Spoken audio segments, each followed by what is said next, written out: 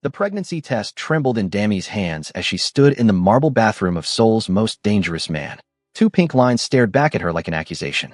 Behind the frosted glass door, she could hear Park Seo-jun's voice, cold and lethal, speaking to someone on the phone in rapid Korean. I don't care what it costs. Find him. Bring him to me. Alive. 12 hours. That's all it had taken for her entire world to shatter and rebuild itself into something she didn't recognize. Dami's reflection in the mirror showed a woman she barely knew, eyes wide with fear and something else. Something that looked almost like hope. Her hand moved to her still flat stomach, and she wondered how a single night could change everything. But to understand how she got here, standing in a mafia boss's penthouse holding the weight of an impossible choice, you had to go back. Back to the moment her husband looked her in the eyes and destroyed their marriage with a smile on his face. Before we continue, let me ask you a question. Where in the world are you watching from? Comment below because we'd love to know how far these stories travel. Please like and subscribe because this story is about to get wild.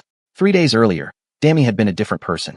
At 27, she'd spent 4 years building a life in Seoul that looked perfect from the outside. She worked as a translator at one of the city's most prestigious international firms. Her Korean was flawless, and she was married to Minho, a handsome financial analyst she'd met at a company dinner. Their apartment in Itaewon wasn't huge, but it was theirs. Or so she'd thought. That Tuesday evening, Dami came home early. The presentation she'd been dreading had been postponed, and for once, she'd left the office before sunset. She'd stopped at the market and picked up ingredients for Minho's favorite meal, bulgogi with all the side dishes he loved. Maybe they could have a quiet dinner together.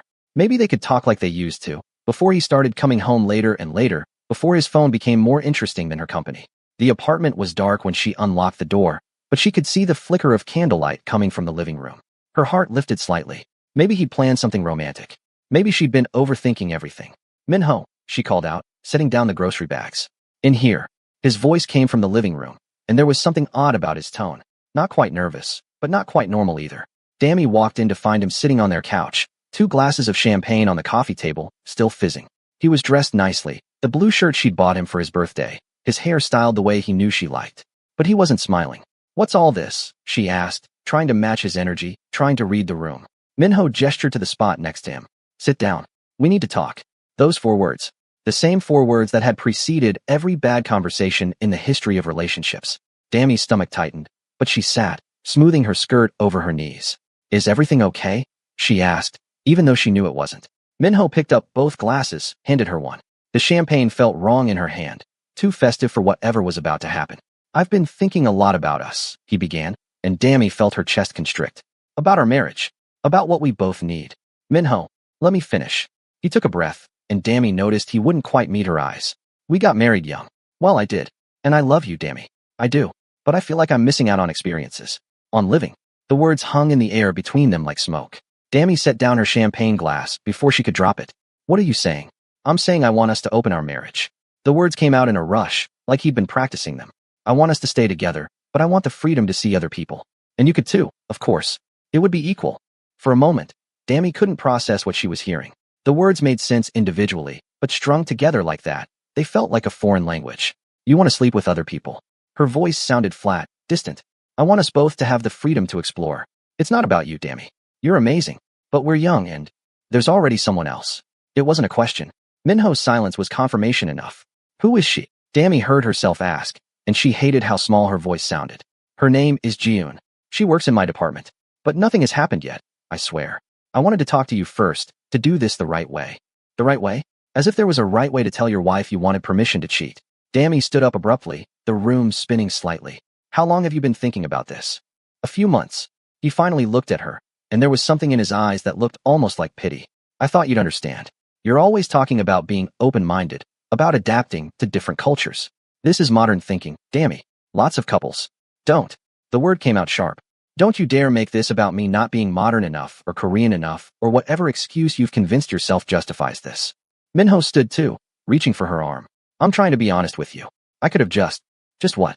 Cheated behind my back. Dami pulled her arm away, anger finally cutting through the shock. Is that what you were about to say?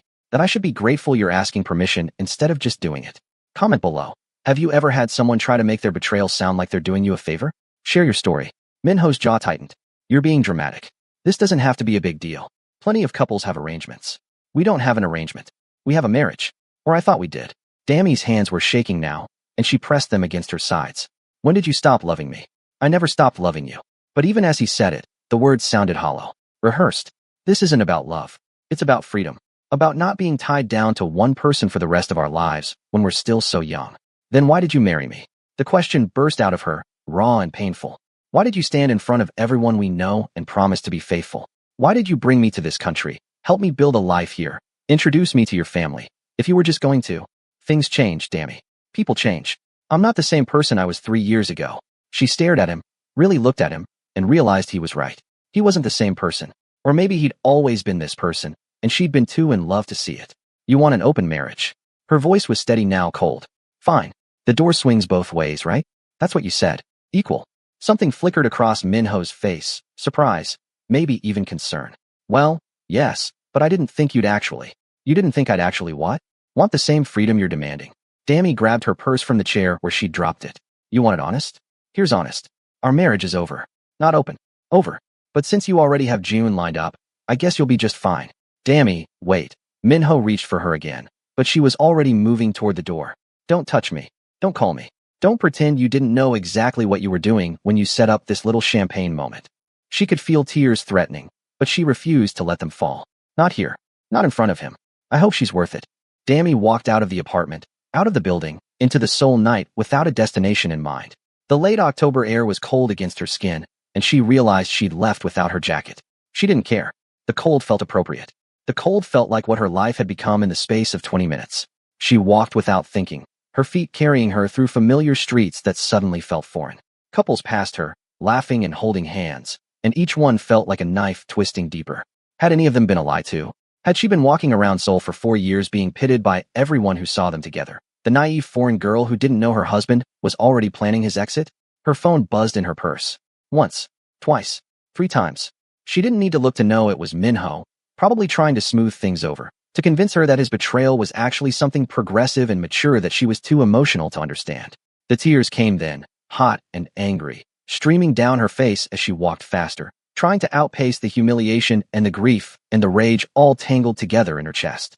She found herself in Gangnam without quite knowing how she'd gotten there. The neighborhood was alive with light and noise, expensive cars, designer stores, people who looked like they'd never had their hearts broken in their lives. The contrast between their glittering world and her internal devastation felt almost absurd. There was a bar on the corner, all dark wood and soft lighting, the kind of place that looked expensive and exclusive. The kind of place she'd normally never walk into alone. But tonight wasn't a normal night. Tonight, the entire foundation of her life had cracked open, and she needed something to stop the spiral in her mind. The doorman looked her over, her tear-stained face, her wrinkled work clothes, no jacket in the cold, and something in his expression softened. He opened the door without a word. Inside, the bar was dimly lit and half empty, the kind of quiet that felt intentional. A piano played softly in the background, some jazz standard she didn't recognize. The bartender looked up as she approached, and Dammy realized she must look worse than she thought because he immediately pulled out a stool for her. Rough night? He asked in English, clearly pegging her as a foreigner despite her fluent Korean. You could say that. Dammy's voice came out hoarse. She cleared her throat. Whiskey. Whatever's good. Make it a double. The bartender nodded, pulled down a bottle from the top shelf, poured generously. He set the glass in front of her with a small bowl of nuts. This one's on the house. You look like you need it. Dammy wrapped her hands around the glass, staring into the amber liquid like it held answers. My husband just asked me for an open marriage. She didn't know why she was telling this stranger. Maybe because he was a stranger. Maybe because the weight of it was too heavy to carry alone, even for another second. Ouch. The bartender winced. Let me guess. There's already someone else. June from his office. Dammy took a drink, felt the burn all the way down. He set up champagne and everything. Like he was proposing. Except he was proposing we destroy our marriage. Men are idiots. The bartender leaned against the bar, present company included. Despite everything, Dammy almost smiled. You're not wrong. For what it's worth, any man who'd want an open marriage when he's married to someone like you is definitely an idiot. You don't even know me. I know you're sitting in one of Seoul's most exclusive bars, crying over a man who doesn't deserve you, and you still said please when you ordered. That tells me enough. Dammy looked around, really seeing the space for the first time. He wasn't wrong about exclusive. The bottles behind the bar were all top shelf. The furniture was clearly expensive, and the few other patrons were dressed like they'd stepped out of a fashion magazine. How exclusive are we talking? What would you do if your partner asked for an open marriage? Comment your honest reaction. We're reading every single one. The bartender's smile turned slightly mysterious. Let's just say the owner has very particular taste in clientele. But you look like you needed a safe place, so I figured he wouldn't mind. Before Dammy could ask what that meant, she felt a presence beside her. Not threatening, but commanding. The kind of presence that made the air shift. Jinwoo. The voice was deep, smooth, speaking Korean with an accent that suggested education abroad. I'll take it from here. Dammy turned and found herself looking at the most beautiful man she'd ever seen in person. He was tall, easily 6 feet, with sharp features that could have been carved from marble. His black hair was styled perfectly. His suit probably cost more than her monthly salary, and his eyes, dark and intense, were fixed on her with an expression she couldn't quite read. The bartender, Jinwoo apparently, straightened immediately. Yes, sir. I was just. You did well. The man's eyes never left Dammy's face. Take a break. Jinwoo disappeared so quickly it was almost comical, and suddenly Dammy was alone with this stranger who commanded bartenders with 2 words and looked at her like he could see straight through to her broken heart. I'm sorry, Dammy said, starting to stand. If I'm not supposed to be here, I can leave. Sit. It wasn't harsh, but it wasn't a request either. The man slid onto the stool Jinwoo had vacated, close enough that Dammy could smell his cologne, something expensive and woody. That's a very expensive whiskey to waste with crying. Dammy touched her face, realized tears were still sliding down her cheeks. She wiped them away roughly. Then I'm crying in style. The corner of his mouth lifted slightly. Not quite a smile, but close. I'm Seo-jun. Dammy. She didn't know why she gave him her name. Didn't know why she wasn't leaving. But something about him made her want to stay, made the chaos in her head quiet down just slightly. Dammy. He said it carefully, like he was tasting the syllables. Not Korean. Nigerian. Well, Nigerian-American. Well, Korean by marriage. Except my marriage just exploded, so maybe I'm back to just Nigerian-American. She was rambling now, the whiskey and emotion making her tongue loose. Sorry, you don't need my life story. I disagree. Seo-jun gestured to Jinwoo, who'd been hovering nearby. 2 fingers raised, and Jinwoo immediately poured 2 more whiskeys. Tell me about the marriage that just exploded. And maybe it was the alcohol, or the way he looked at her like she was the only person in the world, or the fact that her life had already fallen apart so spectacularly that nothing else mattered. But Dammy told him everything. She told him about meeting Minho at a company dinner 4 years ago, how charming he'd been, how he'd pursued her with flowers and thoughtful messages and promises of forever. She told him about the wedding, small but beautiful, and how his family had been kind even though she knew they'd hoped he'd marry Korean. She told him about building a life in Seoul, learning the language, trying to fit into a culture that wasn't hers, but that she'd chosen anyway. And then she told him about the champagne and June and the way Minho had looked at her like she was being unreasonable for not wanting to share her husband. Seo-jun listened without interrupting, his eyes never leaving her face. When she finally finished, her throat raw and her second whiskey gone, he was quiet for a long moment. Your husband is a fool, he said finally. And a coward. You don't have to. I'm not being kind. I'm being honest. Seo-jun leaned closer, and Dammy caught herself holding her breath. A man who has something precious and throws it away because he's bored? That's not a man. That's a child. Maybe I'm boring. The words came out small. Maybe I wasn't enough. Stop. The word was sharp enough that Dammy's eyes snapped to his. Don't do that. Don't make his weakness about you. You don't even know me. I know you're sitting here crying over someone who didn't deserve you in the first place. I know you're beautiful and clearly intelligent, and you said please to Jinwoo even though you were falling apart. I know enough. Dammy's heart was beating too fast. Who are you really, Seo-jun? His smile was dangerous. Does it matter? It might. Tonight, I'm just a man who thinks you're magnificent and your husband is an idiot. He stood, held out his hand. Come with me. Where? Away from here. Away from thoughts of champagne proposals and men named Minho. Let me show you what you deserve. Every rational part of Dammy's brain screamed that this was insane. She didn't know this man. She'd been married for 3 years and faithful for every second of it. She'd never even considered being with anyone else. But Minho had already blown up their marriage. Minho had already chosen Jiyeon. And something about the way Seo-jun looked at her made her feel alive in a way she hadn't felt in months. Maybe years. She took off her wedding ring, set it on the bar next to her empty glass. The gold band caught the light, a small circle that represented 3 years and infinite promises that turned out to be lies. Show me, she said, placing her hand in his. Seo-jun's fingers closed around hers, warm and sure, and led her through the bar toward a private exit. As they passed, Dammy noticed the other patrons watching, not with judgment, but with something that looked almost like fear, or respect. She couldn't tell which. They emerged into a private garage where a sleek black car waited, a driver already standing by the open door. Seo-jun helped her in, slid in beside her, and suddenly they were moving through Seoul's nighttime streets, the city lights blurring past the tinted windows. Where are we going? Dammy asked, but she wasn't scared. She should have been scared. Instead, she felt like she was standing on the edge of a cliff, about to jump, and for once in her carefully planned life, she didn't care where she landed. My place. Seo Jun's hand was still holding hers. Unless you want me to take you home. Home. The apartment she'd shared with Minho, where his clothes still hung in the closet next to hers, where Jiun's name now lived like a ghost in every room. I don't have a home anymore, Dami said quietly. Drop a like if you've ever felt like your whole life changed in a single moment. Hit that subscribe and keep watching. This night is about to change everything. Seo Jun's thumb traced circles on her palm. Then stay with me tonight. The car pulled up to a building in the heart of Gangnam that looked like it cost more than most people made in a lifetime. All glass and steel, reaching toward the sky like it was trying to touch the stars. The driver opened the door, and Seo Jun led her through a private entrance, past security who bowed deeply as they passed, into an elevator that required a keycard to operate. You live in a penthouse, Dami said as the numbers climbed. 40th floor, 41st, 42nd. I do. And you own a bar. I own several businesses. The elevator doors opened directly into his apartment, and Dami stepped out into a space that took her breath away. Floor-to-ceiling windows showcased Seoul spread out below them like a sea of lights. The furniture was minimalist but clearly expensive, all clean lines and dark wood. Art hung on the walls.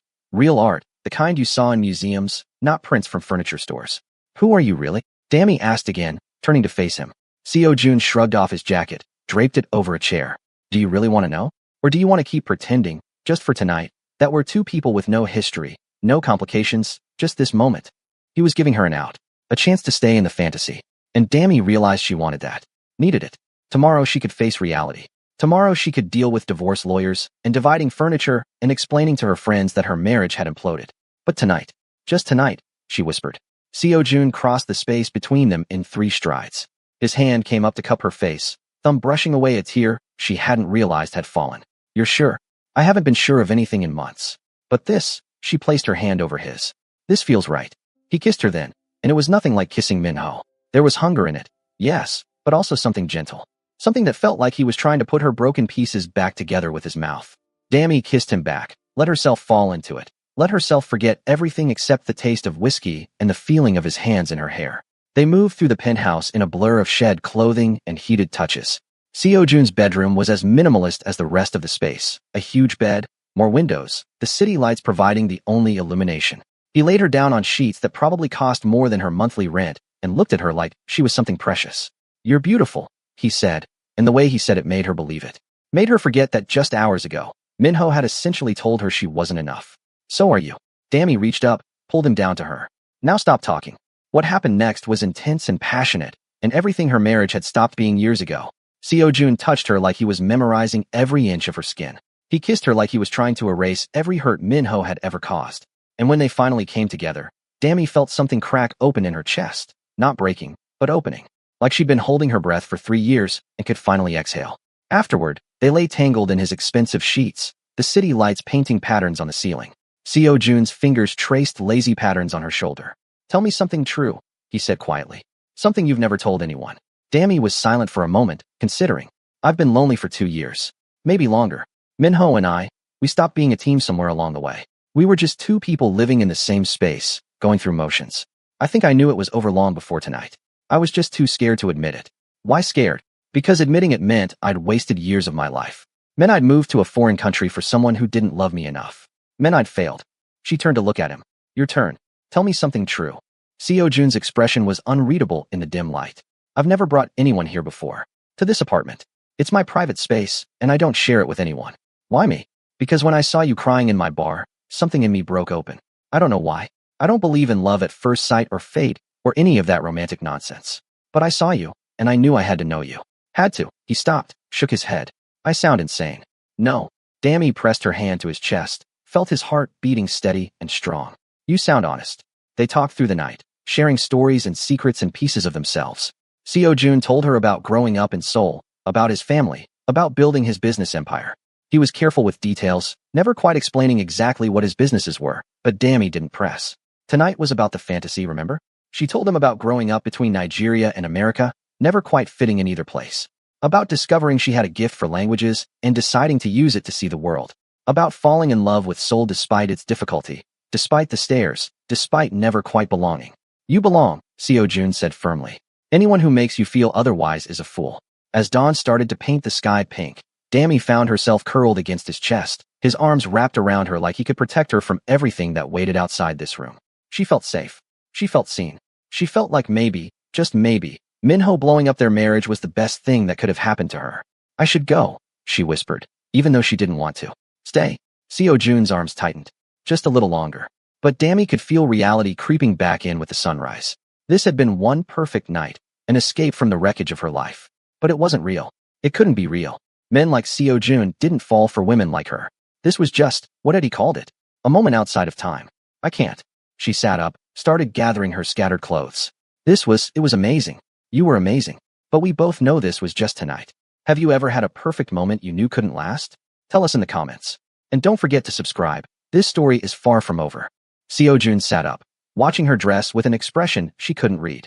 It doesn't have to be just tonight. Yes, it does. Dami pulled on her wrinkled work clothes, feeling the magic of the night evaporate with each button she fastened. You live in a penthouse in Gangnam. I'm a translator going through a divorce. We're from different worlds. What if I don't care about that? Dami turned to look at him, still shirtless in the bed, his hair messy from her fingers, and her heart ached. You will. Eventually. Better to end it now while it's still perfect. She didn't give him a chance to argue, didn't leave her number or ask for his. She just grabbed her purse and walked out of the bedroom, through the penthouse, into the elevator. It wasn't until the doors closed and she was descending back to street level that she let herself cry. The taxi ride back to Itaewon felt like a funeral procession. Dami watched Seoul wake up around her, street vendors setting up, people heading to early shifts, the city stretching and yawning into a new day. A day where her marriage was over and she'd slept with a stranger and nothing would ever be the same. When she got to the apartment, Minho's car wasn't in its spot. Part of her was relieved. Part of her was furious that he'd probably spent the night with June while Dami had been. No, she wouldn't feel guilty. She had nothing to feel guilty about. Inside, the apartment looked exactly the same, but everything felt different. The champagne glasses were still on the coffee table, a reminder of how her life had shattered. Dami picked them up, walked to the kitchen, and threw them against the wall. The sound of breaking glass was satisfying in a way that scared her. She cleaned it up mechanically, then stood in the shower until the water ran cold, trying to wash away the feeling of Seo Jun's hands on her skin, the taste of his mouth, the way he'd looked at her like she was something precious. It had been a fantasy, a beautiful, necessary fantasy, but it was over now. By the time Minho came home that afternoon, Dami had already called a lawyer and found a hotel room she could afford for a few weeks while she figured out her next move. Dami, we need to talk. Minho started, but she cut him off. I want a divorce. I've already contacted a lawyer. You can keep the apartment, the furniture, all of it. I just want out. Minho's face went pale. You can't be serious. Last night you were just upset. Last night you destroyed our marriage. I'm just accepting reality. Dami zipped up her suitcase, filled with enough clothes to last her a few weeks. My lawyer will be in touch about the paperwork. Dami, please. We can work this out. I was wrong to bring it up like that. We can try counseling. You don't get it. She turned to face him, and the look on her face must have been devastating because he actually stepped back. I don't love you anymore. Maybe I haven't for a long time. You just gave me permission to admit it. Is there someone else? The question came out sharp, accusatory. Dami thought about Seo Jun, about the way he'd held her like she was breakable and precious. That's not your business anymore. She walked out with her suitcase and didn't look back. The next week passed in a blur of paperwork and lawyers and concerned messages from friends that Dami mostly ignored. She threw herself into work, taking on extra projects, anything to keep her mind occupied. At night, alone in her sterile hotel room, she tried not to think about a penthouse overlooking Seoul and a man whose full name she didn't even know. 7 days after the night that changed everything, Dami woke up feeling wrong. Not sick exactly, but off. Her body felt different in a way she couldn't explain. She ignored it, got ready for work, made it through 2 meetings before she had to excuse herself to throw up in the office bathroom. Food poisoning, she told herself. Bad kimchi from the convenience store. But when it happened again the next day, and the day after that, a cold dread started settling in her stomach. No, it wasn't possible. They'd been careful, mostly careful, hadn't they? On day 10, 12 days after her husband had asked for an open marriage, 12 days after her world had exploded, Dami stood in a pharmacy in a neighborhood where no one knew her and bought a pregnancy test with shaking hands. The hotel bathroom had terrible lighting, but those 2 pink lines were unmistakable.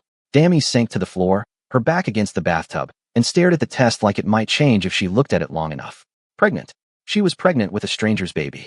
A stranger whose last name she didn't know, whose number she didn't have, who lived in a world so far removed from hers that they might as well be on different planets. Oh God, she whispered to the empty bathroom. What have I done?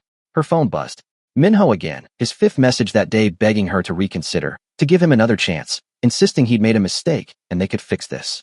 Dami looked at the pregnancy test, then at her phone, and started laughing. It was the kind of laugh that bordered on hysteria, the kind that might turn into crying if she let it. Her husband wanted her back. She was pregnant with another man's child, and she had absolutely no idea how to find that man to tell him. She tried to remember details from that night. The bar had been called Eclipse. She remembered seeing it on a napkin. It was in Gangnam, somewhere near the high-end shopping district. That was a start, wasn't it? The next evening, after work, Dami found herself standing outside Eclipse. In daylight, it looked even more intimidating. All dark glass and understated elegance, the kind of place where you needed to know someone to get in. She pushed through the door anyway. The same doorman from that night looked her over, and she saw recognition flicker in his eyes. Mississippi, I'm sorry, but we're not open yet. I need to find someone. A man named Seo Jun. He was here about 2 weeks ago. Please. Dami heard the desperation in her voice and didn't care. It's important. The doorman's expression went carefully blank. I don't know anyone by that name. Please. I know he was here. I was with him. I need to talk to him. What would you do in Dami's situation? Comment below and hit subscribe. This is about to get even more complicated. Miss, I really can't help you. The doorman's voice was firm, but not unkind. I suggest you go home. Dami wanted to scream, to shake him, to demand answers. But she could see in his eyes that pushing would get her nowhere. She left, her throat tight with frustration and fear. She tried searching online. Park Seo-jun. It was a common enough name that hundreds of results came up. Actors, businessmen, students. None of them matched the man from that night. She scrolled through images until her eyes burned, but he wasn't there. By the end of the second week, Dami was starting to panic. She was definitely pregnant. Another test confirmed it, and then another. The morning sickness was getting worse. She'd have to tell someone eventually. Make decisions. But how could she make any decisions when she couldn't even find the father? She returned to Eclipse 3 more times. Each time, the doorman turned her away more firmly. On her 4th attempt, the bartender, Jin Woo, came out. You need to stop coming here, he said quietly, glancing around like he was worried someone might see them talking. It's not safe for you. Not safe? What does that mean? Dami grabbed his arm. Please. I'm not trying to cause trouble. I just need to talk to him. Jin Woo's expression was pained. Even if I wanted to help you, which I do, you seem like a nice person. I value my life too much. The man you're looking for isn't someone you track down. If he wants to see you again, he'll find you. That's how it works. What if he can't find me? What if, Dami's voice cracked. What if I need to tell him something important? Jin Woo studied her face, and she saw the moment understanding dawned. His eyes went wide, then filled with something like sympathy and fear. Oh no, he breathed. Please, Dami whispered. Jin Woo shook his head slowly. I can't. I'm sorry. I really am. But getting involved in his business is a death sentence for people like me. He stepped back toward the door. My advice. Disappear. Leave Seoul if you can. Forget you ever met him. The door closed between them, and Dami stood on the street feeling more alone than she'd ever felt in her life. Meanwhile, across the city in a penthouse overlooking Gangnam, Park Seo-jun was going insane. For 2 weeks, he'd had his entire organization searching for one woman.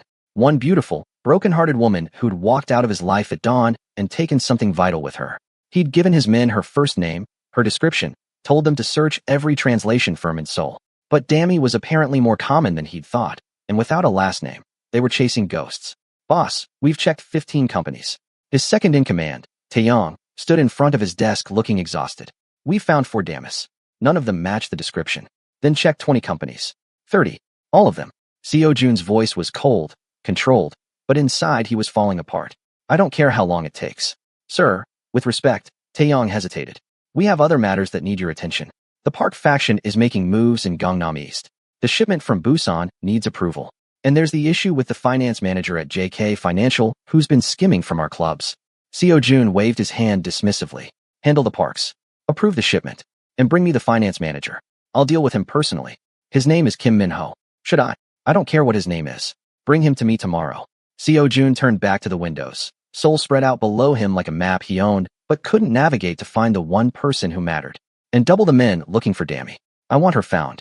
Taeyong bowed and left, and Seo-jun was alone with his obsession. He'd never felt like this before. In his world, people came when called. Information was bought and sold. Nothing stayed hidden for long. But this woman, this infuriating, beautiful woman who'd cried in his bar and kissed him like he was oxygen and then disappeared, she'd somehow become invisible.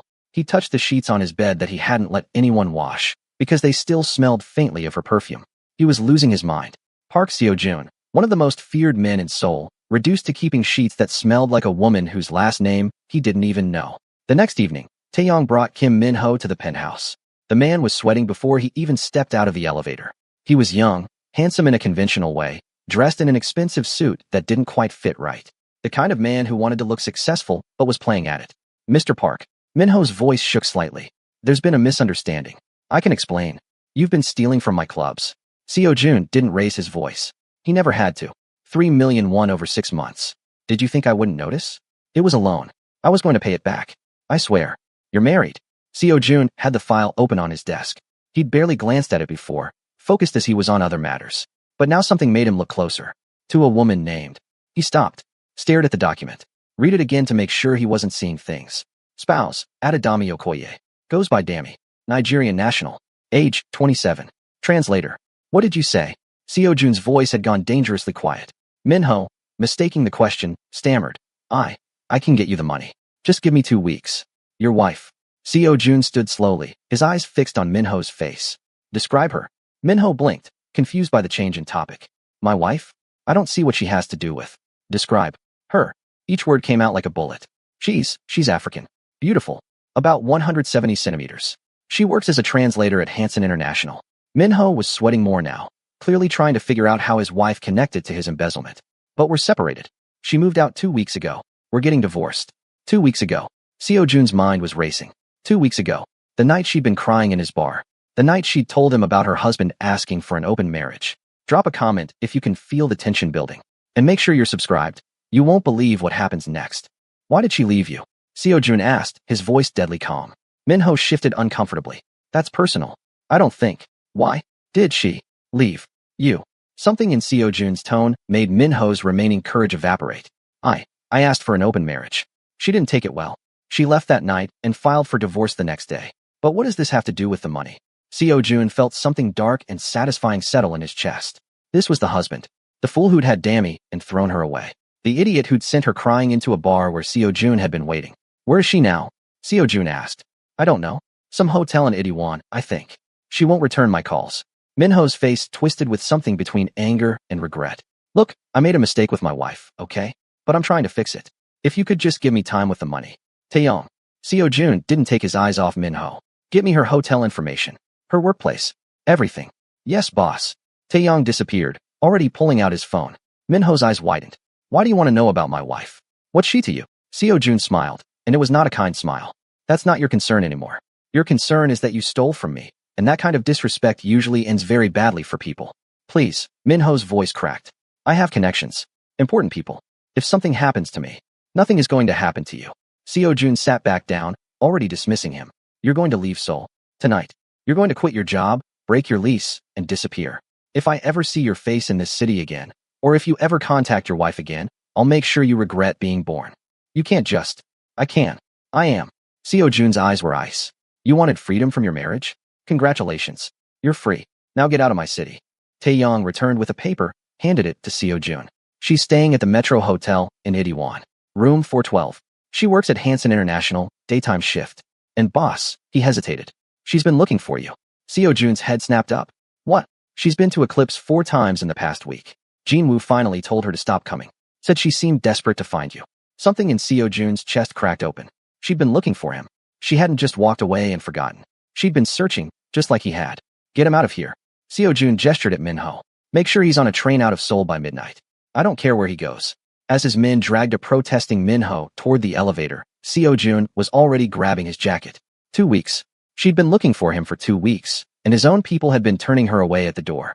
The irony would have been funny if it didn't make him want to tear something apart. 20 minutes later, he was standing outside the Metro Hotel. It was a budget place, nothing like where she should be staying, nothing like what she deserved. The fact that she'd gone from a marriage to this because of that fool Minho made Seo Jun's jaw clench. Room 412 was on the 4th floor. Seo Jun stood outside the door for a moment, suddenly uncertain. What if she didn't want to see him? What if that night had meant something different to her than it had to him? What if? He knocked before he could overthink it further. There was silence, then footsteps. The door opened a crack, chain still attached, and then Dami's face appeared in the gap. Her eyes went wide. Seo Jun. She sounded breathless, shocked. How did you? Let me in. Please. For a moment, she just stared at him. Then the door closed. He heard the chain slide, and it opened fully. Dami stood there in sweatpants and an oversized t-shirt, her hair in a messy bun, no makeup, looking more beautiful than he remembered. How did you find me? She asked as he stepped inside. The room was small, impersonal, with a single bed and a tiny bathroom visible through an open door. Your husband came to see me tonight. Well, ex-husband. or soon to be. Seo Jun closed the door behind him, and suddenly the small room felt even smaller with both of them in it. He's been stealing from my businesses. When I saw your name in his file. Wait. Dammy held up a hand. Minho was stealing from you? Your businesses? Her eyes searched his face. What kind of businesses, Seo Jun? Who are you really? He could lie. He could soften it. But she deserved the truth.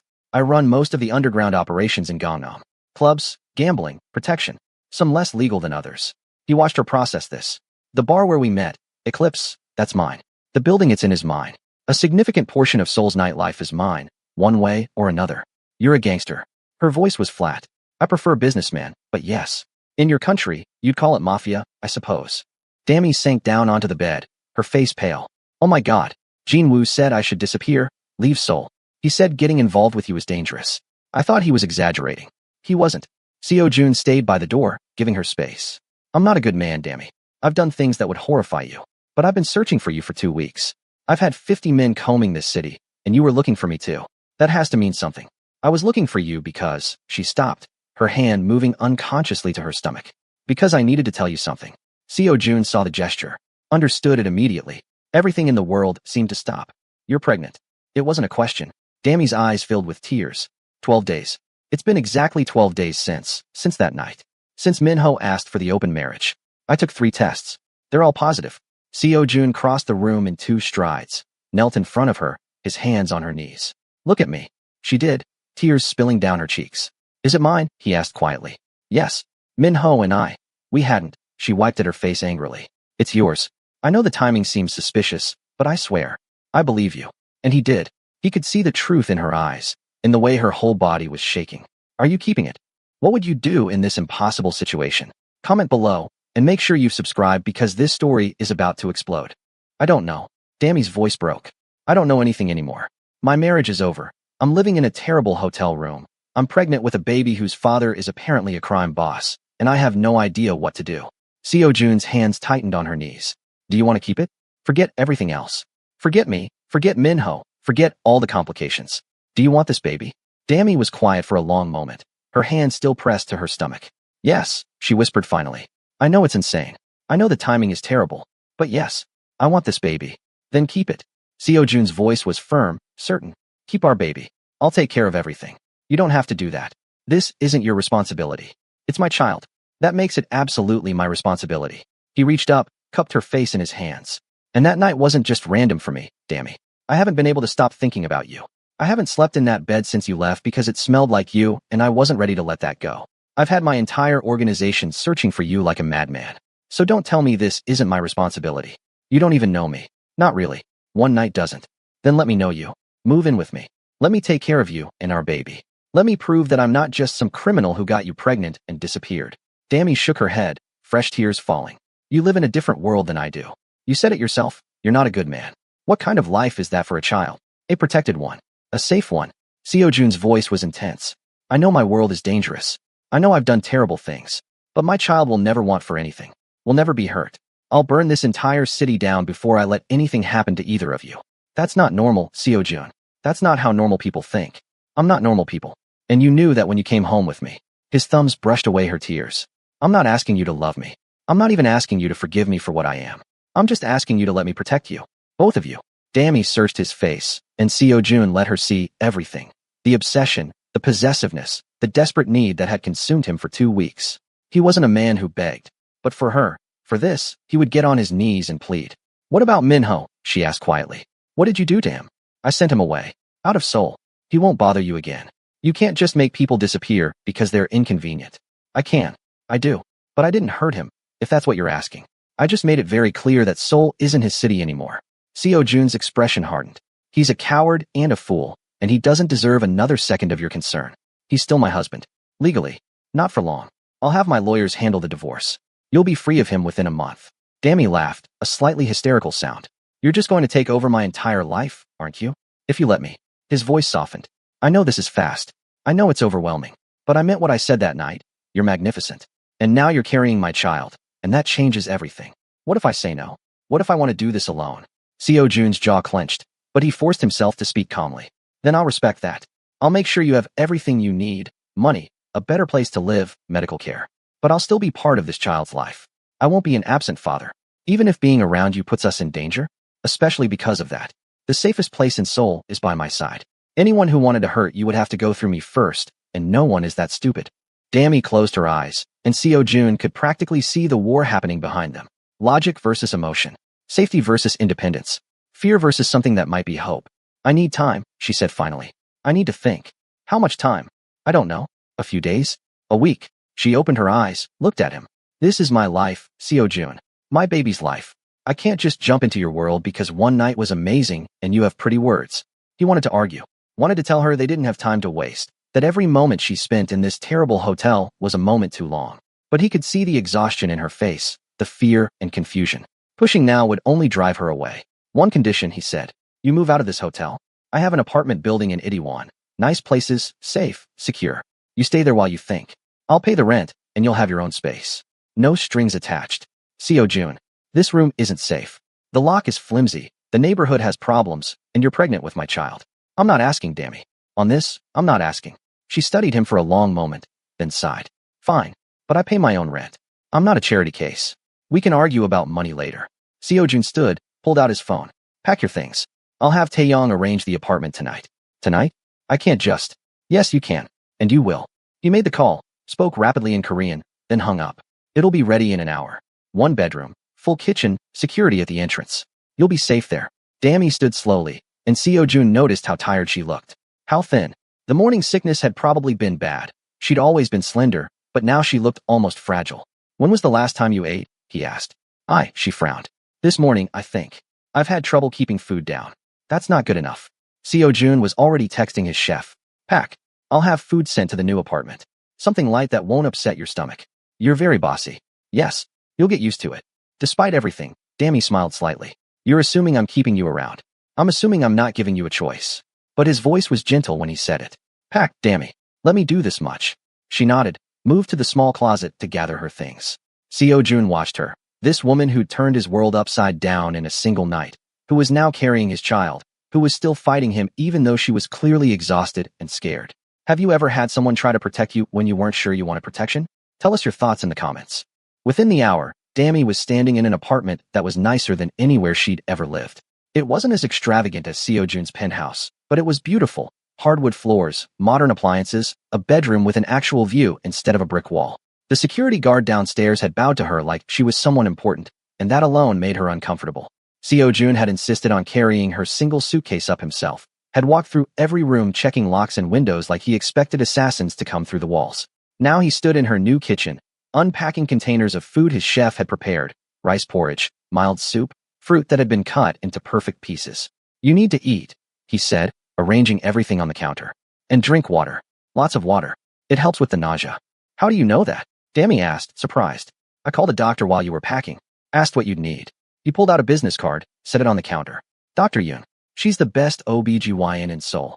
I've made you an appointment for next week. She'll do a full examination, make sure everything is progressing normally. You can't just. Dammy stopped, laughed helplessly. Actually, apparently you can just do whatever you want. When it comes to you and our baby. Yes. Seo Jun's expression was serious. I know you need time to think. I'm giving you that. But I'm not going to pretend I'm okay with you struggling alone when I have the resources to help. Dammy sat down at the counter, suddenly overwhelmed by everything. The apartment, the food, the doctor's appointment, the man standing in her kitchen acting like he'd been preparing for fatherhood his whole life, when 3 hours ago, he hadn't even known she was pregnant. Why are you being so nice to me? She asked quietly. You barely know me. This baby, it was an accident. You could have just given me money and walked away. Most men would. Seo Jun was quiet for a moment, his hands braced on the counter. When he looked at her, his eyes were intense in a way that made her breath catch. That night, when you walked into my bar crying, something in me recognized something in you. I don't know how else to explain it. I've spent 32 years building walls around myself, being the man everyone fears, never letting anyone close. And then you sat down, and you were so heartbroken and so honest, and those walls just, he made a gesture like something crumbling. They didn't matter anymore. That's not how people work, Seo Jun.